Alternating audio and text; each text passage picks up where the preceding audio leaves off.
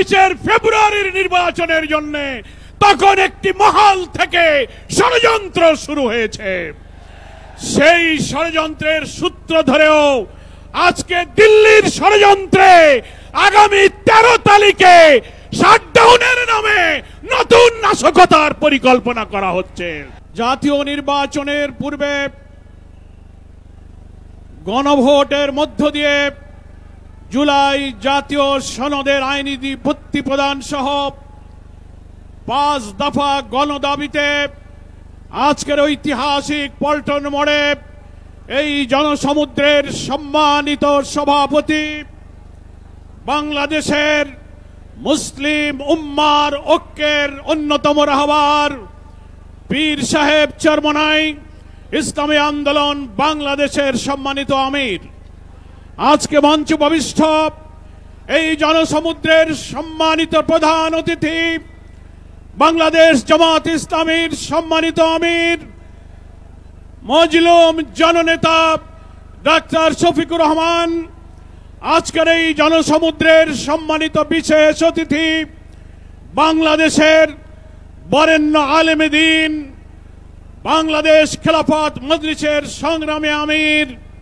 আল্লামা মামুনুল হক সাহেব, আজকের এই ইতিহাস সৃষ্টিকারী মঞ্চে উপবিষ্ট সম্মানিত জাতীয় নেতৃবৃন্দ, সাংবাদিক বন্ধুগণ, আমার প্রিয় দেশবাসী ভাই সব, আমরা আজকে দেখতে পাচ্ছি বাংলাদেশের রাজনীতির ইতিহাসে স্বাধীনতার 54 বছর পর ঐতিহাসিক পল্টন মোড়ে এই বিশাল যে মহাসমাবেশ, এটা আগামী দিনের রাজনীতির একটি মাইল ফলক হয়ে থাকবে।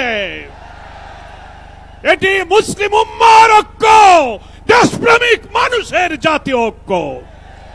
একটা কথার জন্য আজকে জাতি অপেক্ষা করছে, একটি অবাধ সুষ্ঠু নিরপেক্ষ নির্বাচনের জন্য সরকারের গঠিত জাতীয় ঐক্যমত্য কমিশন প্রায় 9 মাস চেষ্টা করে সাংবিধানিক, রাজনৈতিক, প্রশাসনিক, বিচার বিভাগীয় নানান সংস্কারের মধ্য দিয়ে আমরা যখন প্রায় একমত হয়েছি আগামী 26 ফেব্রুয়ারির নির্বাচনের জন্য, তখন একটি মহল থেকে ষড়যন্ত্র শুরু হয়েছে।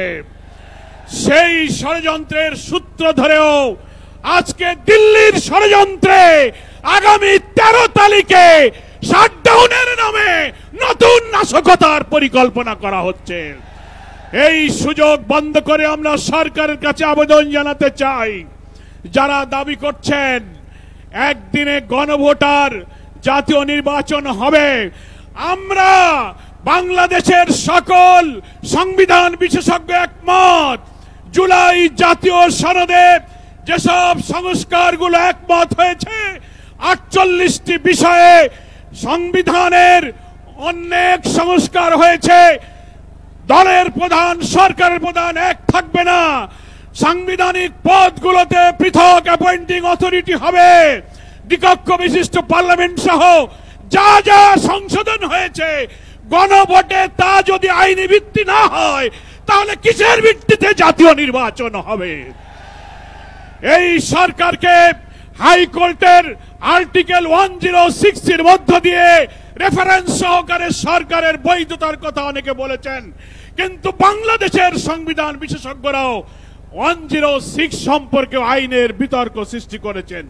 ফলে একমাত্র গণভোটের মধ্য দিয়ে জাতির আকাঙ্ক্ষা পূরণের যত সংস্কার হয়েছে তার আইনি ভিত্তি দেওয়া সম্ভব।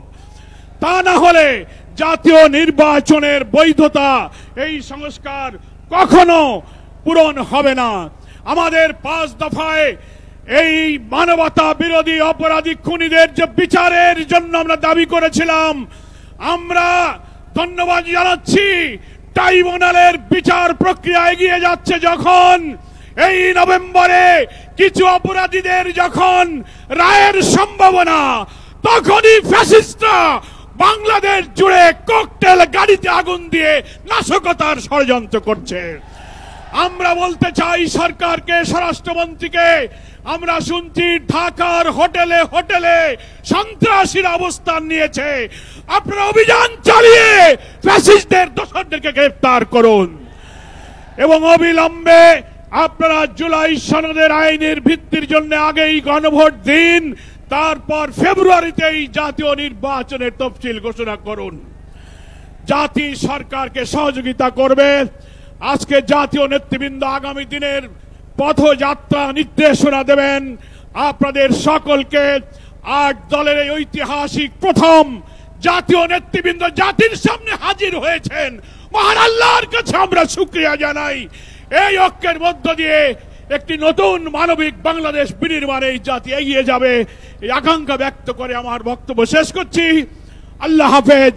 বাংলাদেশ জিন্দাবাদ।